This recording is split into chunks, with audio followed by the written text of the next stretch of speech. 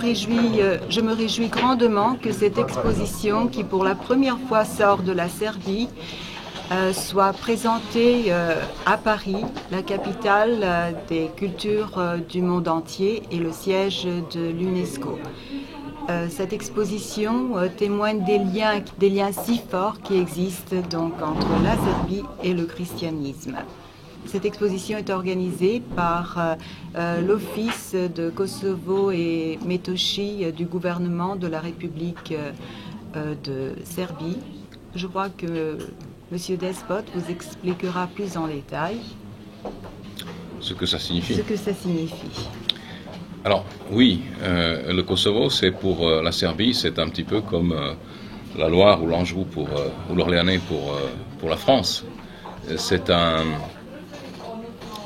un véritable foyer de civilisation qui remonte au Moyen-Âge, qui a été le siège de l'État, de la royauté et de l'Église de Serbie, à une époque où en Europe on sortait à peine de la période romane et où la chrétienté était pratiquement une.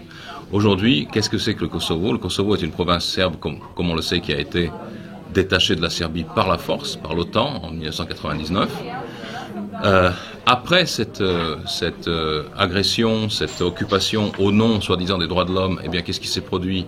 Des centaines de milliers de Serbes ont été expulsés de leur foyer séculaire. La province a été pratiquement nettoyée ethniquement. Elle est aujourd'hui peuplée essentiellement d'Albanais ethniques. Elle est en voie d'islamisation accélérée. Et cette islamisation passe également par une révision complète de l'histoire de la région.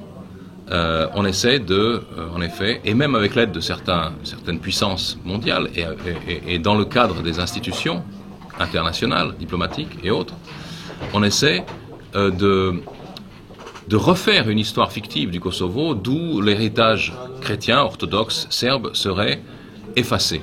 Or, vous voyez ici, par exemple, sur cette table, vous avez une carte qui montre des centaines littéralement d'églises et de monastères qui émaillent de manière très dense le territoire du Kosovo, qui ont été construits pendant des siècles. Une grande partie de ces sanctuaires ont été détruits depuis 1999 ou durant la guerre. Une autre partie est occupée. Les fidèles serbes chrétiens n'y ont plus accès. Et d'autres, comme le célèbre monastère de Dečani du Moyen-Âge, ne peuvent plus vivre et ni survivre sans une protection militaire des forces internationales. Donc c'est une véritable catastrophe qui s'est passée avec dans l'indifférence des opinions occidentales et qui recouvre une histoire très très riche, une spiritualité profonde dont on n'a jamais eu un aperçu ici en France. Et c'est la première fois avec cette exposition que cette spiritualité, cet art, cette architecture, cette musique, cette théologie sont un petit peu présentés à un public français. Que l'art devienne roi dans la vie humaine. L'art doit sauver le monde.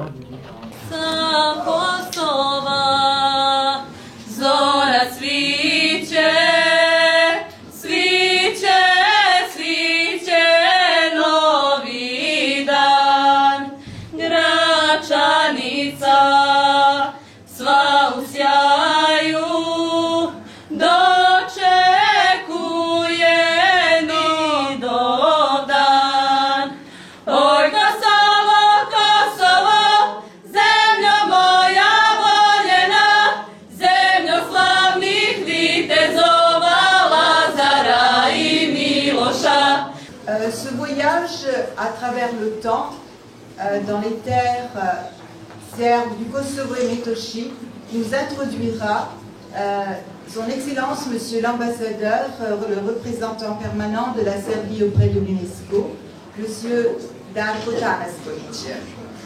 Je suis tout particulièrement heureux que nous nous rencontrons ici, à Paris, une ville à la plus riche étoffe historique et culturelle, et proprement dans le centre culturel de Serbie, pour tisser ensemble, à travers cette exposition complexe et éloquente, les filles des plus vibrantes qui relie notre passé à notre condition contemporaine ainsi qu'à notre avenir, ou plutôt notre devenir. Devenir serbe, mais aussi en même temps devenir commun, devenir de notre civilisation. La première synthèse rigoureusement scientifique sur l'art médiéval serbe fut publiée en 1919 à Paris. Œuvre du grand savant Gabriel Millet est intitulée « L'ancien art serbe, les églises ». Ce livre a marqué une date importante dans l'histoire d'art et d'architecture. Je me permettrai de citer seulement un passage de ce livre. Les Turcs ont pris le royaume. Ils ont pris l'argent et les terres. Ils ont anéanti des trésors d'art. Les icônes revêtues d'or et de gemmes, les riches reliures, les vases sacrés, les vêtements et les voiles aux broderies somptueuses. Ils ont mis à feu aux maisons de prière. Mais les murs, construits pour tenir jusqu'au dernier jugement, ont résisté. Et ils ont sauvé l'âme de la nation. 4 siècles de dévastation n'ont laissé que des murs, souvent délabrés.